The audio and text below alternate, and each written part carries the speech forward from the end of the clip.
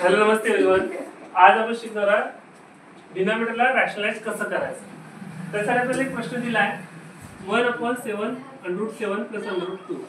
या प्रश्नाला आपल्याला रॅशनलाइज करायचं आहे. तर रॅशनलाइज म्हणजे काय होते 1/√7 + √2 या √7 + √2 ची कॉन्जुगेट पेअर. कॉन्जुगेट पेअर म्हणजे हा जर प्लस असेल तर काय घ्यायचं मायनस, त्याने मल्टिप्लाय करायचा आणि डिवाइड करायचा. तर रॅशनलाइजचं दुसरं नाव आहे मल्टीप्लाय अँड डिवाइड. रॅशनलाइज करणे म्हणजे मल्टीप्लाय अँड डिवाइड करणे. Multiply and divide by √7 - √2 we get.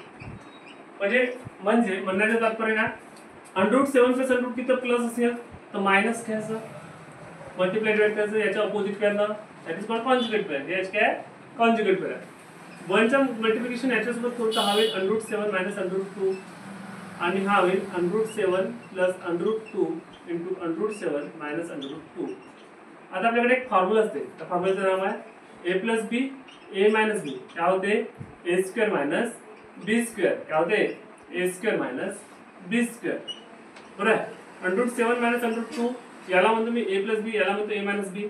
तर a + b a - b म्हणजे काय होते a² - b². तर हा होईल √7 चा होल स्क्वेअर मायनस √2 चा होल स्क्वेअर. आपण हे फॉर्म्युला अप्लाय केला. √7 - √2 जसंच्या तसं लिहिलं.